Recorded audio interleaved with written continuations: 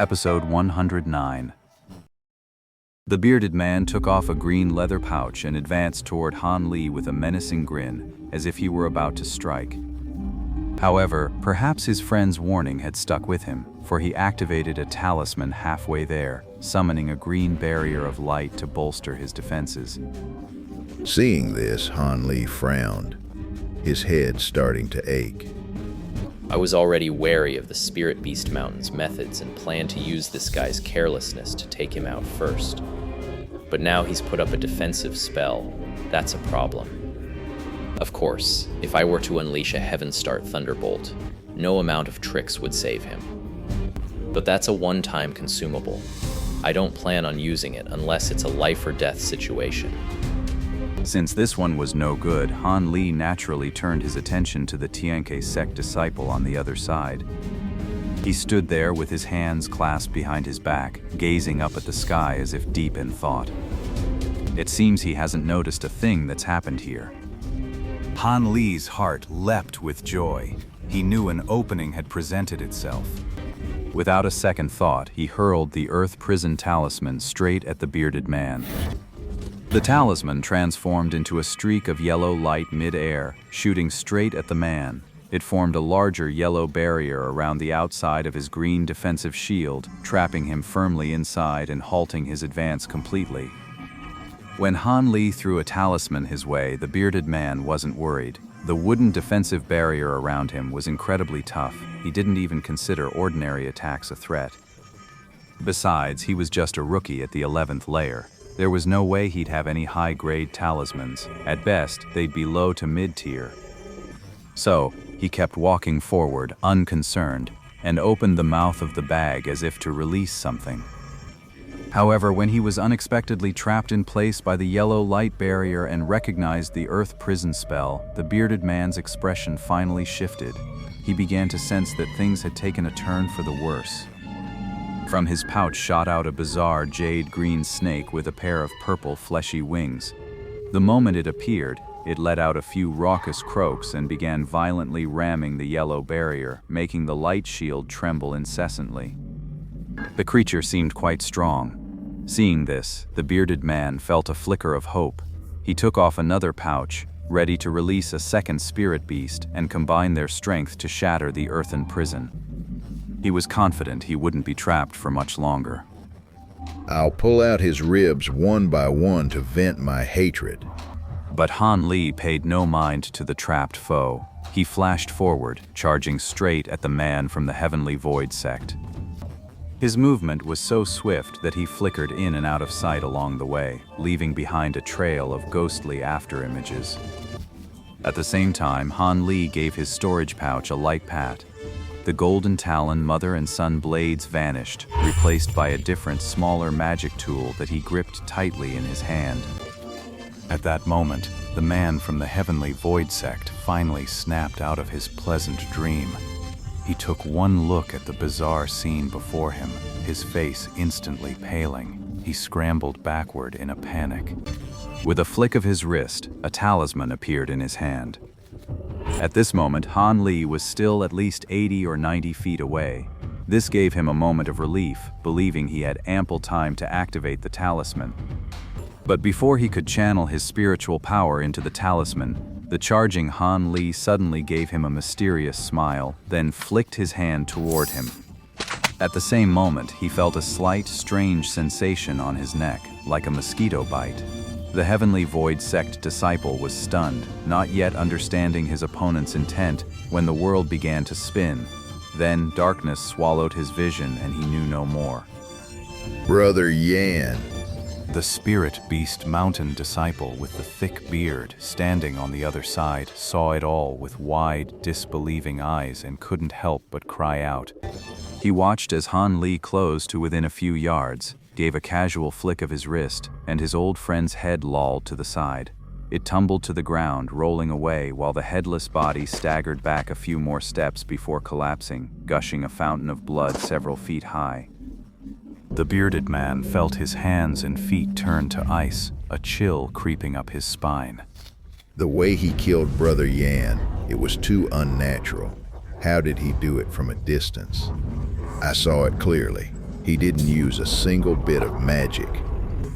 Brat, once I get out of here, I'll cut you into 1,000 pieces. A cold sweat beaded on his forehead, and a sense of shared dread washed over him. Yet, to bolster his own courage, the bearded man forced a fierce, menacing expression, gritting his teeth and holding his ground. But in reality, he had already decided in his heart that the moment he broke free from the earth prison spell, he would flee far away. As the saying goes, revenge is a dish best served cold. This kid is too damn strange. Not only does he have a high-level earth prison talisman, but he can also kill without a trace. He's a real handful to deal with. Getting my revenge is important, but my own life seems a bit more precious right now. Who would have thought this fearsome-looking, bearded fellow was actually a cowardly bully picking on the weak and fearing the strong? It was truly unexpected. Han Li, of course, had no idea what the other man was thinking. He saw the bearded fellow release another beast, this one like a pangolin, which joined the snake monster in a fierce assault on the yellow barrier. The man himself also summoned a pair of iron rod-like magic tools, assisting the two beasts as they all hammered away at the light shield, causing it to flicker and dim erratically. The earth prison technique won't hold for much longer. Realizing this, Han Li immediately produced the talisman treasure, the golden light brick. He held it aloft in one hand, his gaze fixed intently upon it as he focused his mind to activate it. He simply didn't trust any other ordinary magic tool. After all, he's a 13th layer expert. If I can't finish him off with one blow, it'll be a huge problem once he breaks free. I still remember how tough that fight with senior brother Lu was, and he was only at the 12th layer back then. Even though I managed to take out a fellow 12th layer cultivator by surprise with my transparent threads, that doesn't mean the bearded man, who's now on his guard, will be such an easy target. Trapped within the earthen prison, the bearded man saw Han Li holding the talisman treasure in a strange posture. His heart tightened, and he drove his pair of black iron rods with even greater urgency. But the yellow light barrier of the earth prison technique was simply too formidable. Even though it was deformed and dimmed, teetering on the brink, it stubbornly held its integrity. The bearded man was practically ready to spit blood. At that moment, the bearded man suddenly felt a surge of astonishing spiritual chi erupt from Han Li's direction. He couldn't help but pause his movements and look up. There, in Han Li's hand, a golden light blazed forth as a brilliant rectangular object slowly rose and floated into the air. And the soaring spiritual chi was emanating from this very object. A talisman treasure. The bearded man actually recognized the golden light brick. But he didn't know that Han Li's face was deathly pale, etched with terror. The floating object was desperately draining his magic power, a torrent that simply would not stop. It seemed determined to suck him dry. Han Li gritted his teeth and endured, cursing the myriad treasures pavilion that had sold him this cursed thing. This isn't a talisman treasure at all.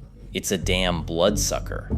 But when a full third of Han Li's magic power had been drained, the talisman treasure finally ceased its frantic activity and settled into a stable state, its control returning firmly to Han Li's grasp.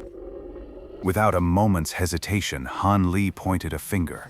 The golden brick talisman shot out like a bolt of lightning, streaking straight for the bearded man still trapped in the earthen prison.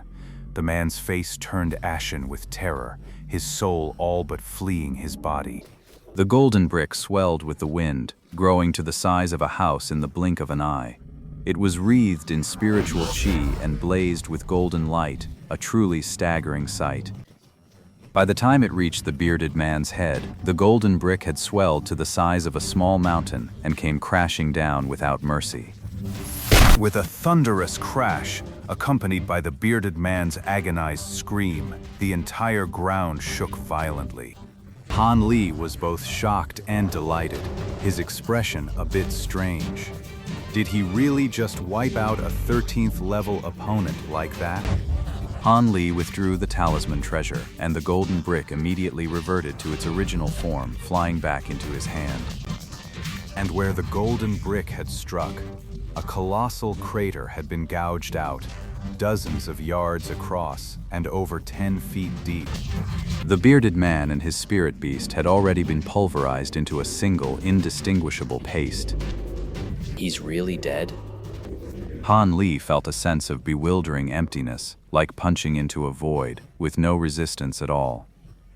I honestly can't tell if the bearded guy was just that weak, or if this golden light brick is really that powerful. But with such a loud commotion, it's true we shouldn't stay here long. Han Li was only dazed for a moment before snapping back to his senses. After destroying the 2 corpses, he left the narrow pass, taking with him the 5 or 6 storage pouches he had unexpectedly found. Up ahead should be a large stretch of forest. It's prime ground for an ambush, a perfect spot for killing. I wouldn't be surprised if another nasty fight is waiting for me in there. Before I go in, I should find a place to rest first and recover my lost magic power. Only then will I have the strength to protect myself. As Han Li found a dense tree at the forest's edge and leaped up to recover his strength, the entire Forbidden Grounds welcomed the first bloody peak of slaughter in this blood-forbidden trial. The most formidable players bared their fangs, launching a ruthless purge of the weaker ones nearby. The closer one got to the center, the more frequent and brutal the slaughter became.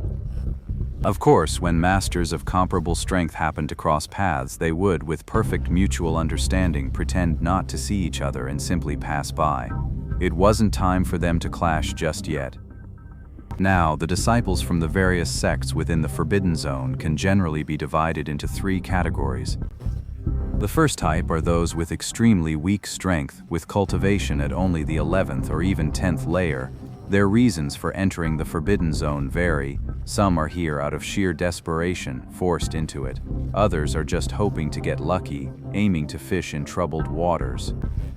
But regardless of their goals, they were at the very bottom of the blood-forbidden trial, destined only to play the role of the slaughtered. By the end of the first day in the Forbidden Zone, all but the most cunning and those with special means of self-preservation would have been mostly wiped out. But someone like our Han Li, who can rely on a unique treasure to go toe-to-toe with the real heavy hitters, now that's an exception. The second type of person is like the bearded man. They possess decent magic power, but they know their overall strength is far inferior to the true experts. They've already accepted that obtaining the spiritual treasures is a hopeless dream. They have no desire to risk their lives against the top experts in the forbidden area for some spiritual herbs. Instead, they've set their sights on the first group and their own kind, aiming to use this golden opportunity to kill and plunder, quietly amassing a fortune. These people were relatively active during the first 2 days of the blood-forbidden trial, but from the 3rd day onward, the survivors among them would automatically vanish from the Forbidden Grounds, never to be seen again. They knew all too well that the final 3 days were reserved for the brutal clashes between the true elites.